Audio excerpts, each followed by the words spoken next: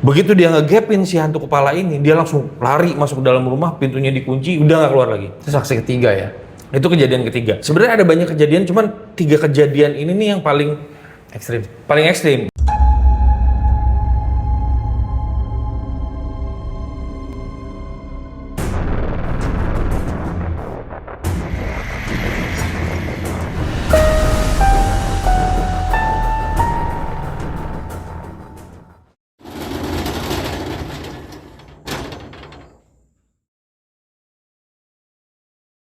Balik lagi bersama kita di OTT, obrolan tutup toko. Tutup tokonya, Buka ceritanya. OTT kali ini bersama Emasin, sponsor utama kita di episode kali ini. Bukan kali ini, udah beberapa kali. Oh, udah beberapa kali sih. sih. Ya kan ceritanya buat penonton pertama. Oke. Iya. Udah berapa kali guys. Jadi di episode yang ada logo Emasinnya, jadi biar bisa hunting ya ke video-video sebelumnya. Setiap orang yang memberikan komentar nanti akan dipilih komentar terbaik akan mendapatkan Komentar menarik yang terbaik. Mendapatkan giveaway merchandise dari produk-produknya Masin. Nggak cuma yang ngasih komentar, tapi yang ngirimin cerita juga yang berhasil akan kita bacakan nantinya itu juga mendapatkan giveaway merchandise menarik dari Masin. Masin itu apa, Bung Toto? Perusahaan pengolahan emas 24 karat. Logam mulia 24 karat. Logam mulia 24 Oh, ada dong matadornya tuh. Nggak ada goblok. Biar keren. Jangan lupa juga. Tapi masa berlakunya 3 bulan. Oh iya, masa komentar ya. Iya, dari video ini tayang. Nah, jangan lupa juga buat para viewer, gue tetap mengingatkan untuk like, share, komen, dan subscribe supaya kita lebih semangat lagi bikin konten-konten seru dan horor lainnya. Karena subscribe itu gratis. Kalau kata Atta Halilintar. Oke. Seruput kopi dulu. Giliran lu yang cerita. Gue mau denger cerita lu. Gini, gue kan punya Capster langganan. Oke, kan kepala lu botak. Iya, pada saat lagi berambut. Terus Capster langganan gue ini, ya emang nggak cuma nanganin gue doang, tapi anak-anak gue kan laki semua tuh. Tiga-tiganya juga sama dia. Gue kenal dia tuh dari barbershop tadinya. Dari sebuah barbershop kecil, terus akhirnya dia memberanikan diri berwirausaha di tempat dia ngontrak. Iya, jadi di rumah yang dia kontrak tuh ada garasinya. Garasinya disulap jadi barbershop mini. Oke. Nah, dia rumah yang dia kontrak itu ada di sebuah komplek, nggak jauh dari komplek perumahan gue. Masih inget dong, jalan masuk ke komplek gue kan harus ngelewatin jembatan tol tuh. Ya. Nah, kompleknya itu nggak jauh dari situ. Oh, dari jembatan tol itu? Dari jembatan tol itu nggak jauh. Dan itu adalah banyak komplek di situ kan? Banyak. Dan komplek tempat dia tinggal itu adalah salah satu komplek tertua di area itu. Oh, komplek pertama ya? Nggak pertama, cuman yang tertua lah. Itu dari, kan daerah situ kan dulu sepi ya. Ya mungkin era-era 2000-an awal itu mungkin salah satu komplek yang baru dibangun. Kompleknya asri, pohon-pohonnya masih rindang, dan meskipun jarak antara komplek itu ke jalan tol itu deket, nggak nyampe 100 meter, tapi suara bising bahkan sampai debu tol aja nggak masuk ke situ. Mungkin karena kontur tanah entah kayak gimana gitu. Tapi gue ngerasain pada saat masuk komplek itu tuh tenang aja gitu. Nggak ada bising-bising. Iya, nggak ada bising-bising suara tol. Nah, di komplek itu tuh sebenarnya tidak pernah ada fenomena mistik yang terjadi. Baik-baik saja. Baik-baik aja. Cuman karena pada saat itu gue lagi datang ke si Capster gue, yang biasa ya gue nganterin anak-anak gue bertiga tuh, lama banget itu kan motongin. Anak kan biasanya nggak mau diem kan. Yang biasanya motong 1 jam kelar, ini bisa jadi lebih gitu. Mulailah gue ngulik-ngulik cerita nih. Bro, ada cerita horor nggak lu? Gitu. Gue kan lagi ada channel YouTube nih, gini. Oh ada bang, kata dia gitu. Di komplek ini belum lama kejadian, beberapa bulan lalu. Oh, pas banget. Wah, serius lu? Kan deket komplek kita ya, gitu. Kok desas-desusnya nggak sampai ke gua? Ya ada. Jadi waktu itu dimulai dari pernah terjadinya sebuah kecelakaan di ruas tol yang dekat sama komplek itu. Oke. Rumornya ada korban jiwa yang meninggal. Oh, pas kecelakaan itu ya? Pas kecelakaan dengan kondisi kepalanya terputus. Oh, terpisah. Kepalanya terpisah dari badannya. Ini rumor ya. Ini rumor. Tapi artinya kepalanya ditemukan dong sama. Kembali lagi, ini rumor. Karena gue juga berusaha nyari beritanya, nggak ketemu. Oh gitu. Cuman kan kadang-kadang tidak semua kejadian kecelakaan kan masuk berita. Bener nggak? Iya, iya. Iya kan? Nah karena ini informasinya dari warga sekitar, otomatis gue pikir, oh mungkin karena ada saksi yang menyaksikan situasinya, dia cerita lah. Desas-desus soal kecelakaan itu mulai merebak tuh di sekitaran komplek itu. Kalau buat masyarakat kompleks itu pasti jadi berita yang paling Iya, panas ya. iya pasti. Karena dia dekat dengan TKP. Obrolan emak-emak pada saat pagi-pagi lagi belanja sayur ya kan. Iya. Bapak-bapak lagi pada ngumpul di pos ronda pada ngobrol. ABG-ABG di tongkrongannya sambil begadang pada ngobrolin itu. Awalnya dari situ. Sampai akhirnya nggak lama setelah kejadian kecelakaan itu ada sebuah fenomena supranatural yang dialami sama salah seorang bapak-bapak. Warga setempat. Warga setempat. Usianya kepala 5 lah. Ya mungkin udah sepi, anak-anaknya udah pada keluar rumah, dia mungkin udah tinggal berdua doang sama istrinya gitu. Jam 12 malam itu pintu rumahnya ada yang ngetok. Ada tamu. Ya, posisinya si bapak udah tertidur, dia kebangun karena ngedengar suara ketokan dari pintu depan ruang tamunya, dia nyamperin dong. Begitu dia buka pintu, itu nggak ada orang. Oke. Dia pikir kan tadinya, oh siapa nih ya? Mungkin bisa jadi satpam komplek atau mungkin tetangga ada yang mau minta tolong. Awalnya dia berpikir begitu, tapi pas begitu dia keluar, nggak ada siapapun dan tidak ada tanda-tanda orang masuk karena kan depan pagar. Iya. Dia sampai melangkah tuh ke arah pagar, sampai dia ngelihat kanan kiri ke arah luar, memastikan di jalanan di depan rumahnya dia itu nggak ada tanda-tanda pergerakan, ada aktivitas mencurigakan, nggak ada. Akhirnya dia putuskan masuk. Dia udah masuk ke dalam rumah, baru beberapa langkah di ruang tamu, Diketok lagi. ada suara ketokan lagi.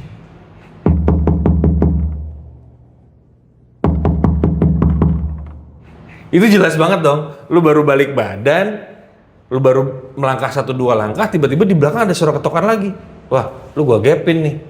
Pasti kan dia langsung refleks balik lagi ke arah pintu, tapi dia nggak buka pintu karena dia takutnya ada kejahatan ya, misalnya kriminal atau apa yang dia tricky gitu, dia ngetok-ngetok bikin orang keluar tanpa persiapan.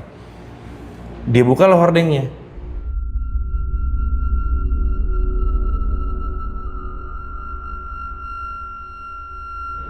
Pastikan. Dia pastikan dari depan pintu itu nggak ada orang sama sekali. Dan sama seperti tadi, nggak ada tanda-tanda pergerakan manusia atau apapun.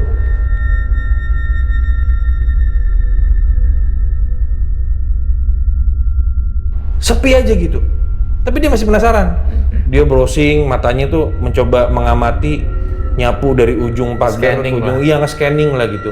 Sampai dia akhirnya baru notice ada satu hal yang janggal di pojok pagar rumahnya. Posisi di atas, di bawah? Di atas pagar. Oke. Nancep. Sesosok kepala manusia.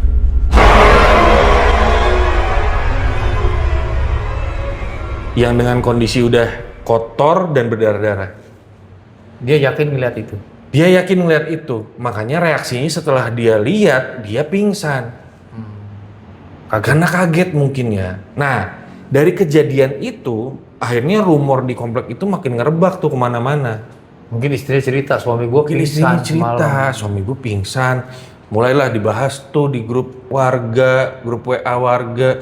Jadi pembahasan lagi di pos ronda gitu. Sampai ada juga yang bertesti kalau saya juga ngalamin tuh Pak kondisi kayak gitu. Tapi pada saat diketok saya nggak berani keluar. Ada yang ngomong begitu juga. Jadi kayak udah teror ketok pintu nih? Iya, kayak teror ketok pintu.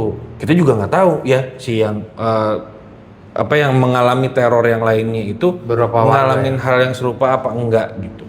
Apa mungkin bisa jadi itu berapa warga yang merasa sekitar ada pada saat di kondisi yang sama waktu kejadian si bapak yang pertama ini itu sekitar 2 sampai 3. Oh, 3 warga ya? 3 warga. Cuman yang sampai bertestimoni dia menyaksikan ya si bapak yang pingsan itu.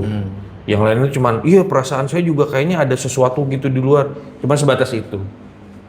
Itu kejadian pertama. Nah, karena ada peristiwa itu, otomatis ini yang tadinya aktivitas bapak-bapak malam-malam biasanya kan nongkrong nih di pos ronda begadang kan, gaplean, ngopi, ngobrol gitu, biasanya sampai menjelang subuh. Sepi, jam 10 udah sepi. Gue rasa bapak-bapak situ meskipun udah ramean tapi masih minder kali ya. Iya. Tapi satpam tetap ada.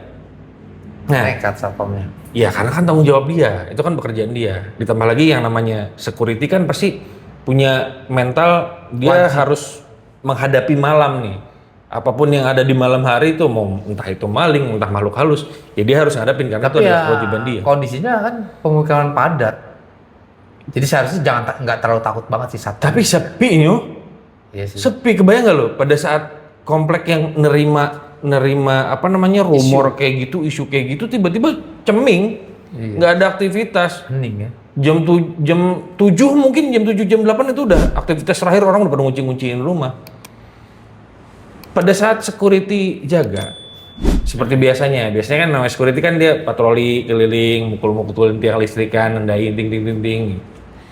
Nah, pada sebuah patroli dia di malam itu, dia ngalamin ada tetesan air di kepalanya. Di bawah pohon. Dia lagi jalan, tiba-tiba ada tetesan air di kepalanya. Oh, hujan nih, tapi enggak. Langit cerah, berbintang. Biasanya kan nggak mungkin hujan kan. Pas dia pegang gitu, dia cium, kok bau ludah. Wah, ini ada yang ngerjain. Dia lihat nih kan, rumah mana nih yang lantai 2, mungkin ada anak-anak yang iseng gitu ngeludahin dari atas, di center sama dia gitu. Ada. Dia begitu mau ngelangkah lagi, ketetesan lagi. Dia nggak ngeh kalau di sebelah kirinya dia itu ada pohon tinggi. Dari arah situ. Dari arah situ ternyata. Dia baru menyadari arah cairan itu dari pohon itu. Dia masih berpikiran kalau itu manusia yang iseng. Karena kan ada baunya. Masih logika kan? Masih logika, ada baunya. Ini manusia iseng banget ini ngeludahin gue tengah malam. Dia mulai nyorot ke arah pohon, dia pelan-pelan browsing, sampai dia akhirnya ngelihat sosok yang sama seperti yang pertama tadi. Sosok hantu kepala dengan kondisi berdarah-darah, udah compang-camping. Di situ dia nggak pingsan tapi lari. Pokoknya malam itu dia nggak bertugas aja. Pulang dia langsung. Itu kejadian kedua. Ada lagi satu lagi kejadian ketiga. Ini bisa gue bilang jadi lintas generasi akhirnya. Oh, ini anak muda nih? Anak muda. Biasanya kan anak muda komplek kalau dengar kabar kayak gitu kan cuek aja ya. Bodo amat lah, itu paling rumor atau kayak gimana gitu. Ada ada seorang anak muda usia kuliahan gitu, tengah malam dia mau nyari rokok. Berani dia keluar? Dia nggak kemakan isu? Ya dia, iya namanya orang kalau lagi butuh rokok gimana sih? Kadang-kadang kan ya bela-belain aja udah keluar nyari rokok pakai motor. Nah biasalah template kan kadang-kadang yang namanya masih muda tuh naruh helm sembarangan aja. Dia biasanya naruh helm itu di atas jok motornya. Pada saat itu kondisi udah gelap, dia mau mindahin nih dari helmnya itu, dari atas jok motor mau dipindahin karena dia nggak mau pakai helm. Jarak dekat. Begitu dia pegang helmnya, dia menyadari ada suatu keanehan. Kok helm gua teksturnya kayak rambut. Refleks dia angkat, jatuh, sosok yang bulat itu tadi ngegelinding, bunyinya nggak kayak helm jatuh. Kalau helm jatuh kan tok tok tok tok gitu kan, duk duk duk duk. Apa yang ngegelinding ke kakinya?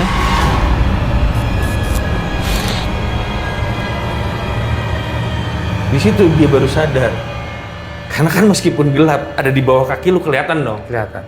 Sesosok kepala yang dari kemarin sering dirumorkan di komplek itu. Begitu dia ngegapin si hantu kepala ini, dia langsung lari masuk ke dalam rumah, pintunya dikunci, udah nggak keluar lagi. Itu saksi ketiga ya? Itu kejadian ketiga. Sebenarnya ada banyak kejadian, cuman 3 kejadian ini nih yang paling ekstrim. Satu kan yang peristiwa pertama gitu. Kedua yang dialamin Hansip yang emang setiap malam, yang ketiga nih sampai bersentuhan kan ekstrim banget kan. Kalau yang lain tuh kayak cuman gue ngeliat bayangannya atau gue ngerasain kayak ada kepala terbang kayak gitu-gitulah. Biasa rumor di antara warga komplek kan. Karena peristiwa ini RT akhirnya mulai inisiatif bikin Ronda. pengajian rutin. Oh, oke. Jadi pindah-pindah tuh antara rumah, tadinya di rumah A, kemudian pindah rumah B gitu. Pengajian biasa aja, baca Quran, terus ada tausiah gitu. Untuk menciptakan ketenangan. Meskipun nggak sampai, kan gue tanya kan, di sini sampai di ruqyah nggak gitu?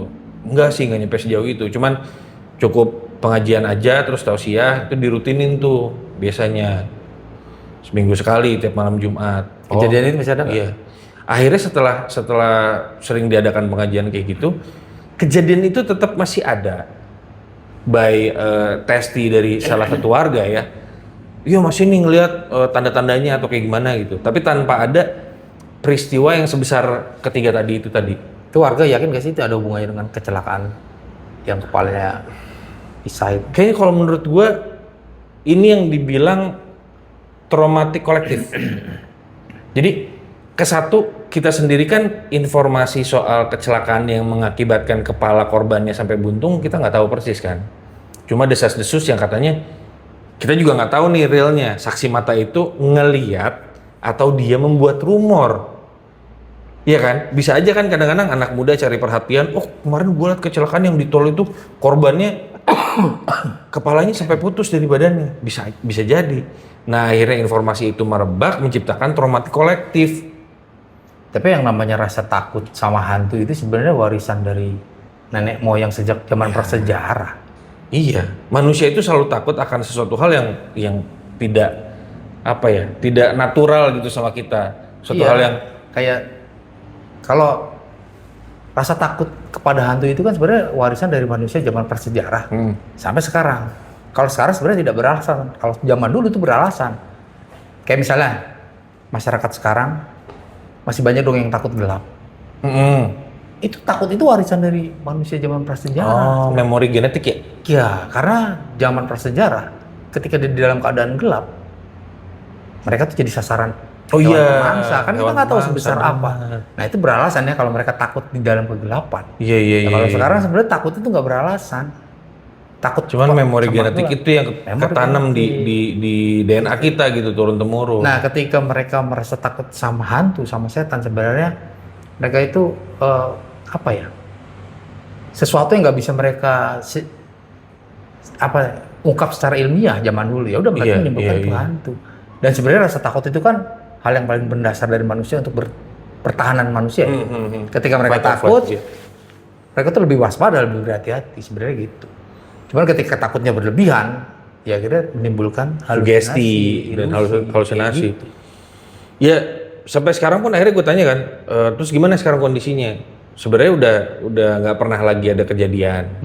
Cuman kadang-kadang karena kan si Kapster langganan gue ini kan tinggal di komplek itu, otomatis lebih banyak warga kompleks itu yang potong rambut di situ kan. Iya. Kadang-kadang ada aja anak muda yang iseng ngebecandain gitu. Kemarin gue lihat tuh di pohon kelapa situ, gitu. Kayak gitu-gitulah. Gitu. Rumor-rumor atau desas-desus aja. Jadi buat bercandaan. Jadi buat bercandaan. Tidak pernah terjadi lagi akhirnya sebuah peristiwa yang bikin geger grup WA warga lah ibaratnya. Sampai sekarang udah reda berarti. Alhamdulillah sudah reda. Jadi ya ketakutan itu lagi. Dan tidak merambat ya. Nggak merambat. Kan jaraknya udah ketemu sama komplek gua. Itu sih kebayang kalau memang situasinya itu real, yang paling ngeri itu yang si anak muda itu yang paling terakhir. Megang coy. Tekstur rambut gitu kan, terus ada lunak-lunak apa nih yang harusnya kan helm keras gitu kan, firm. Tambah lagi lempar, tambah lagi kasihan dia akhirnya nggak ngerokok. Udah cukup sekian aja cerita OTT kali ini. Jangan lupa buat kalian yang punya cerita menarik, kirimkan juga ke email kita di sini. Cerita yang menarik akan kita bacakan dan juga akan mendapatkan merchandise dari sponsor kita, Emasin. Jangan lupa like, share, comment, dan subscribe. Sampai ketemu di OTT di next episode. Josh!